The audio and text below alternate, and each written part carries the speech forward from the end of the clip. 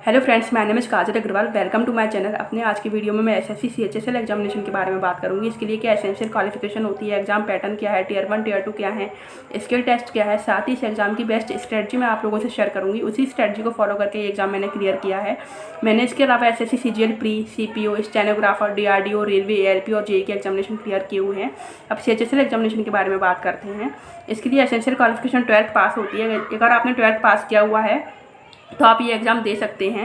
इस एग्ज़ाम में 2 टियर्स होते हैं, टियर 1 एंड टियर 2, जो पास करना कंपलसरी होते हैं। इसके टेस्ट केवल क्वालिफाइंग नेचर का होता है। टियर 1 एक कंप्यूटर बेस्ड टेस्ट होता है जो ऑनलाइन पेपर होता है। ये पेपर 1 घंटे का होता है। इसमें 200 मार्क्स का पेपर पूछा जाता है। 4 सब्जेक्ट इसमें पूछे जाते हैं। पहला होता है English language, general intelligence and reasoning, quantitative aptitude and general awareness. Her subject से आपको 25-25 क्वेश्चन पूछे जाते हैं। एक क्वेश्चन के लिए आपको 2 मार्क्स मिलते हैं। साथ ही इसमें 0.5 की नेगेटिव मार्किंग होती है। मतलब अगर आपका एक क्वेश्चन रॉन्ग हो जाता है तो आपके 2.5 मार्क्स कट हो जाते हैं। जैसे अगर आप इंग्लिश में 50 स्कोर कर रहे हैं, लेकिन अगर आपका एक क्वेश्चन गलत हो गया तो आपके 47.5 मार्क्स आएंगे, आपके 2.5 मार्क्स कट हो जाएंगे। इसलिए आपको पेपर में नेगेटिव मार्किंग का भी बहुत ध्यान रखना होता है। इसलिए आपको जो क्वेश्चन आ रहे हों उन्हीं को आंसर क्या करें, अंदाजे से कोई भी क्वेश्चन को आप आंसर ना करें, क्योंकि नेगेटिव मार्किंग की वजह से आपके मार्क्स और भी लेस हो सकते हैं। अब बात कर लेते हैं इन सब्जेक्ट्स में क्या टॉपिक्स पूछे जाते हैं, क्वेश्चंस का क्या क्राइटेरिया रहता है, किस टॉपिक से कितने क्वेश्चंस पूछे जाते हैं, उसके बारे में बात कर लेते हैं। सबसे पहले हम जीके की बात कर लेंगे। जीके में history, science, economics, geography, art and culture, computer, polity, current affair से क्वेश्चंस पूछे जाते हैं। हिस्ट्री से 2 to 3 क्वेश्चंस आते हैं, साइंस से 3 क्वेश्चंस आते हैं, economics 3 question, geography 4 questions, art and culture 2 question, computer 2 questions, polity 4 questions, current affair से 6 to 7 क्वेश्चन आपसे पूछे जाते हैं। ज्योग्राफी इंडियन एंड वर्ल्ड दोनों पूछी जाती है। वर्ल्ड ज्योग्राफी में आप नेबरिंग कंट्री की ज्योग्राफी कर सकते हैं। जैसे नेबरिंग कंट्री चीन, मलेशिया, श्रीलंका वगैरह हो गए, उनकी ज्योग्राफी आप करके जाएं, क्योंकि आजकल पिछले 2 साल से सीएचएसएल की एग्जामिनेशन सीजीएल, सीपीओ वगैरह एग्जामिनेशन में पूछी जाने लगी है। ज्योग्राफी एक बहुत इंपॉर्टेंट टॉपिक हो गया है इसी वजह से। करंट अफेयर बहुत इंपॉर्टेंट टॉपिक इसलिए क्योंकि इससे 6 to 7 क्वेश्चन पूछे जाते हैं। करंट अफेयर आप 6 महीने पहले के करके जाएं तो आप करंट अफेयर के सारे क्वेश्चन आराम से अचीव कर लेंगे इस एग्जाम के लिए। बाकी टॉपिक्स आप कैसे पढ़ सकते हैं, क्या बुक्स हो सकती हैं, क्या स्ट्रेटजी हो सकती है, उसके लिए मैं अलग से वीडियो बनाकर डाल दूँगी, जिसमें मैं सभी टॉपिक पर एक एक करके बात करूँगी डीपली और बुक्स भी शेयर करूँगी। अब नेक्स्ट सब्जेक्ट की बात करते हैं, दैट इज इंग्लिश लैंग्वेज। इसमें आपके error detection, fillers, sentence improvement, एंटोसाइनो, idioms and phrases, one word, मिसपैड, active, passive, direct and direct, cross test, RC and टेरा जंपर्स पूछे जाते हैं। आपके इंग्लिश टेस्ट में या तो क्रॉस टेस्ट आता है या आरसी आता है, क्योंकि इस टॉपिक से 5 क्वेश्चन आते हैं। इसलिए आपके या तो क्रॉस टेस्ट से 5 क्वेश्चन आ जाएंगे या आरसी से 5 क्वेश्चन आ जाएंगे। दोनों टॉपिक से क्वेश्चंस आपके पेपर में देखने को नहीं मिलेंगे। ये टॉपिक्स रैंडमली होते हैं, या तो आपको क्रॉस टेस्ट मिलेगा या आरसी। पहले से नहीं कहा जा सकता कि आरसी आएगा या क्रॉस टेस्ट आएगा, आपको दोनों की प्रिपरेशन करनी होती है। पैरा जंपर से 3 क्वेश्चन आते हैं, क्रॉस टेस्ट 5 क्वेश्चन मैंने बता दिया पहले ही, डायरेक्ट एंड डायरेक्ट 2 क्वेश्चन आते हैं, active passive 2 question, misspelt 2 question, one word 2 question, idioms 3 question, एंडोसाइनो 2 क्वेश्चन, टोटल 4 क्वेश्चन हो जाते हैं, sentence improvement 3 question, fillers 2 question, error detection 3 question. इस तरीके से आपका इंग्लिश का टॉपिक से डिवाइडेड किए जाते हैं। आप इंग्लिश को कैसे पढ़ सकते हैं, कौन सी बुक की स्ट्रेटजी क्या होनी चाहिए, उसके लिए मैं अलग से वीडियो बना दूंगी। साथ ही मैं स्टेनोग्राफी की स्ट्रेटजी भी उसी में शेयर कर दूंगी। मैं खुद एक स्टेनोग्राफर हूँ, स्टेनोग्राफर की बेहतर नॉलेज आप लोगों को दे सकती हूँ। अगर आप स्टेनोग्राफी से जुड़े हुए हैं तो मेरी वीडियो जरूर देखा करें, जो आपके लिए काफ़ी हेल्पफुल होंगे। मैंने स्टेनोग्राफी से रिलेटेड पहले भी अपने वीडियोस डाले हुए हैं, आप चाहें उन्हें देख सकते हैं। रीजनिंग की बात कर लेते हैं। रीजनिंग में क्या क्या टॉपिक्स पूछे जाते हैं। रीजनिंग में आपके आते हैं number series, classification, Venn diagram, problem and figure pattern, statement and argument, statement and assumptions, puzzles, coding, decoding, alphabet series, analogy, paper folding, syllogism, statement, conclusion, assertion, reasoning, seating arrangement, word building and blood relation. आपकी reasoning से ये सारे topics पूछे जाते हैं। इसे मैं ज़्यादा डीप में डिस्कस नहीं करूँगी, क्योंकि एसएससी की रीजनिंग बहुत नॉर्मल लेवल की होती है। अगर आप डेली मॉक टेस्ट लगाते हैं तो भी इसकी रीजनिंग आराम से सॉल्व कर सकते हैं और इसमें अच्छे से अच्छा स्कोर कर सकते हैं। अगर आप बिगनर्स हैं तो अरिहंत की बुक परचेज कर सकते हैं रीजनिंग की, उसमें आपकी रीजनिंग आसानी से कवर अप हो जाएगी। नहीं तो आप मॉक टेस्ट के लिए भी लगाते हैं तो रीजनिंग के लिए काफ़ी सफिशिएंट है, आपको कहीं और से रीजनिंग पढ़ने की कोई ज़रूरत नहीं है। नेक्स्ट सब्जेक्ट पे बात कर देते हैं, that is quantitative aptitude and the last subject of this series. Number system, BODMAS, power, indices and surds, average, ratio, proportion, percentage, profit loss, discount, SI CI, time and work, pipe system, boat and steam, miscellaneous, DI, mensuration, geometry, algebra, trigonometry. ये सारे topic आपके quantitative aptitude में आते हैं SSC CHSL के। हर topic से 1 से 2 question पूछे जाते हैं। ये टॉपिक काफ़ी इंपॉर्टेंट होते हैं और मैथ्स काफ़ी मायने रखता है किसी भी एग्जाम में स्कोर करने के लिए। आप मैथ्स को अच्छे से पढ़ें, रिवाइज करें, जिससे आप पेपर में जल्दी से जल्दी अपना पेपर सॉल्व कर पाएँ। इसके बारे में क्या स्ट्रेटजी हो सकती है वो अपने नेक्स्ट वीडियोस में डाल दूँगी। अब बात करते हैं डिस्क्रिप्टिव पेपर की। मैंने इसके सारे टॉपिक से डिस्कस कर दिए हैं। इसकी स्ट्रेटजी मैं पहले शेयर कर देती हूँ आपको कैसे ये पेपर सॉल्व करना है। आपको सबसे पहले जीके सॉल्व करनी है, उसके बाद आप इंग्लिश सॉल्व करेंगे, देन आप रीजनिंग सॉल्व करेंगे और लास्ट में आप क्वांटिटेटिव एप्टीट्यूड सॉल्व करेंगे। अगर आप जीके पहले सॉल्व करते हैं तो आपकी 5 मिनट में हो जाएगी। नेक्स्ट 10 मिनट में आप इंग्लिश सॉल्व करेंगे, आपके 15 मिनट में 100 मार्क्स का पेपर कंप्लीट हो जाएगा। नेक्स्ट सॉल्व करेंगे इंटेलिजेंसी एंड रीजनिंग, जो आपकी 12 से 15 मिनट में सॉल्व हो जाती है।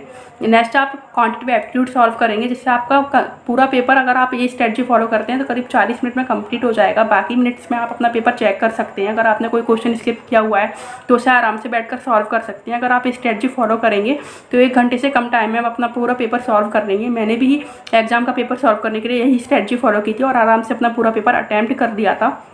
आप चाहें तो ये स्ट्रेटजी मॉक टेस्ट में ट्राई कर सकते हैं। आप लोगों को ये स्ट्रेटजी ज़रूर वर्क करेगी। अगर आप अपनी कोई और स्ट्रेटजी फॉलो करते हैं तो उसी को फॉलो कर सकते हैं, लेकिन मैं एक और सलाह आपको दूंगी, जो स्ट्रेटजी आप मॉक टेस्ट में फॉलो कर रहे हैं वही आप फाइनल पेपर में लगाएं। सडनली अपनी स्ट्रेटजी आप चेंज ना करें, इससे आपको दिक्कत हो सकती है पेपर पूरा करने में। और वैसे मेरी जो स्ट्रेटजी है वो बेस्ट है, क्योंकि मैंने काफ़ी एग्जामिनेशन इसी स्ट्रेटजी से सॉल्व किए हैं और फिर आप अपनी स्ट्रेटजी अपना सकते हैं। मैं उसके लिए नहीं रोकूंगी। नेक्स्ट अब डिस्क्रिप्टिव पर बात कर लेते हैं। जब आपका टियर 1 कंप्लीट हो जाता है, इसका रिजल्ट आ जाता है, जो लोग उसमें क्वालिफाई कर जाते हैं वो लोग डिस्क्रिप्टिव पेपर दे सकते हैं। डिस्क्रिप्टिव पेपर 100 मार्क्स का होता है, जिसमें आपको 50 मार्क्स का ऐसे और 50 मार्क्स की एप्लीकेशन लिखनी होती है। ये पेपर ऑफलाइन पेपर होता है, जिसमें आपको पेन और पेपर से अपना कॉपी पर आंसर राइटिंग करना होता है।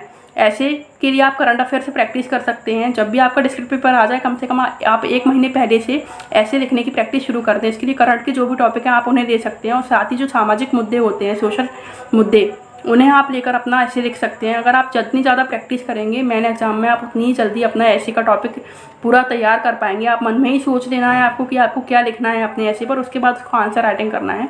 आपको पूरा ऐसे 250 वर्ड्स में कंप्लीट करना होता है। 250 वर्ड्स से आप ज़्यादा नहीं करेंगे, क्योंकि इससे आपकी नेगेटिव मार्किंग शुरू हो जाती है।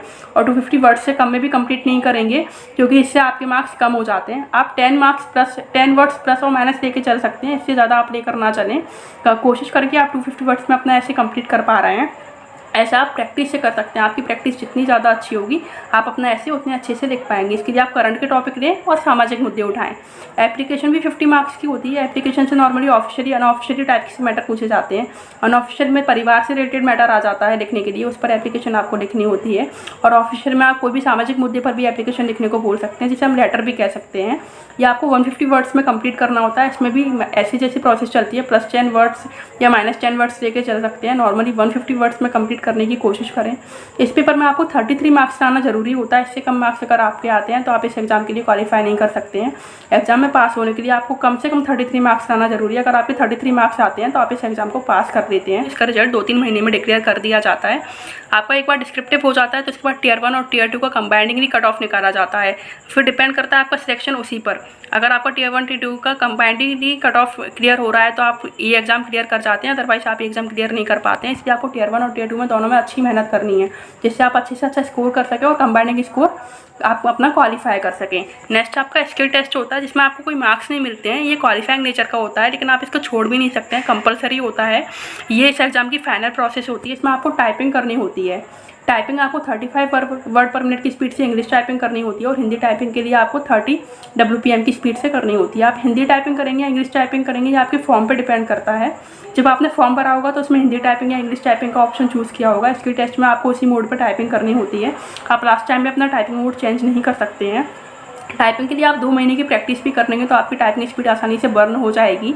जैसे अगर आपको टाइपिंग बिल्कुल भी नहीं आती है तो आप 2 महीने पहले से प्रैक्टिस करना शुरू कर दें। सबको पता रहता है अपने एग्जाम के बारे में, हमारा एग्जाम निकलेगा या नहीं। आप डिस्क्रिप्टिव देके आपको लग रहा है आपका एग्जाम निकल जाएगा, आप बेशक टाइपिंग शुरू कर दीजिए। आपकी आराम से स्किल टेस्ट होने तक आपकी स्पीड गेन हो जाएगी। इंग्लिश में भी आपकी स्पीड अच्छी हो जाएगी। अगर आप हिंदी टाइपिंग कर रहे हैं तो उसमें भी आपकी स्पीड अच्छी हो जाएगी। हिंदी टाइपिंग के लिए रेमिंगटन CBI पूछा जाता है। रेमिंगटन CBI फ़ॉन्ट पर प्रैक्टिस करें। इंग्लिश टाइपिंग तो नॉर्मली होता है जो हम कैलिब्री पर कंप्यूटर में करते हैं। हिंदी टाइपिंग फ़ॉन्ट बहुत ज़रूरी होता है, लोगों को पता नहीं होता, तो मैं बता दूं, आप रेमिंगटन CBI पे प्रैक्टिस करें। गेल पे प्रैक्टिस ना करें। रेमिंगटन CBI फ़ॉन्ट ही टाइपिंग में पूछा जाता है। इस तरीके से आपका स्किल टेस्ट हो जाता है। CHSL की पूरी प्रोसेस आपने कंप्लीट कर ली है। कुछ टाइम बाद इसका रिजल्ट आ जाता है, जो फाइनल रिजल्ट होता है, उसमें जो भी लोग क्वालिफाई कर जाते हैं उन्हें पोस्टिंग मिल जाती है। इसलिए आपको पूरे पेपर के लिए काफ़ी अच्छी मेहनत करनी है। इसे पास नहीं कर पाएंगे तो टियर 1 और टियर 2 में कंबाइंडली अच्छा स्कोर करने के बाद भी आप अपना एग्जाम क्लियर नहीं कर पाते हैं। इसलिए सभी में बराबर मेहनत करें। इसमें किस तरह की पोस्ट होती है उस पर बात कर देते हैं। इसमें डीईओ की पोस्ट होती है जो कैग और विदाउट कैग होती है, मतलब कैग डिपार्टमेंट में और विदाउट कैग डिपार्टमेंट में। नेक्स्ट होती हैं एडीसी, जेएसए, पीए, एसए। इन सभी पोस्ट के लिए ग्रेड पे अलग अलग होता है। डीओ के लिए ग्रेड पे थोड़ा अच्छा होता है, बाकी पोस्ट के लिए ग्रेड पे कम रखा जाता है। ग्रेड पे ही आपकी सैलरी डिसाइड करता है। आप जितने ज़्यादा मार्क्स स्कैन करते हो उतनी अच्छी पोस्ट आप पा सकते हैं। इसलिए सीएचएसएल के लिए भी आप ज़्यादा से ज़्यादा मेहनत करें, या ना सोचें कि 12th पास जॉब है तो क्या करेंगे, ज़्यादा मेहनत करके सैलरी तो उतनी मिलेगी। ऐसा नहीं है, ग्रेड पे अलग अलग है, इसलिए सैलरी स्ट्रक्चर भी अलग अलग रखा गया है। आप इसमें भी ज़्यादा से ज़्यादा मेहनत करके अच्छा से अच्छा जॉब 12th पास पर भी पा सकते हैं। आई होप मैंने सीएचएसएल के सारे पॉइंट्स डिस्कस कर लिए हैं। अभी भी कोई पॉइंट्स रह जाते हैं तो आप मुझे कमेंट बॉक्स में कमेंट करके पूछ सकते हैं, मैं सभी को रिप्लाई करने की पूरी कोशिश करूँगी। मैंने अपना वीडियो कंप्लीट कर दिया है। अगर आप लोगों को मेरे वीडियो पसंद आते हैं तो आप मेरा चैनल सब्सक्राइब कर लें और बेल आइकन प्रेस कर लें, जिससे आप मेरी वीडियो से रेगुलरली अपडेट रहेंगे। आप लोग अपनी फीडबैक ज़रूर दें, क्योंकि इसी से मैं अपनी वीडियो इंप्रूव कर पाती हूँ। Thank you for watching my video. Bye bye.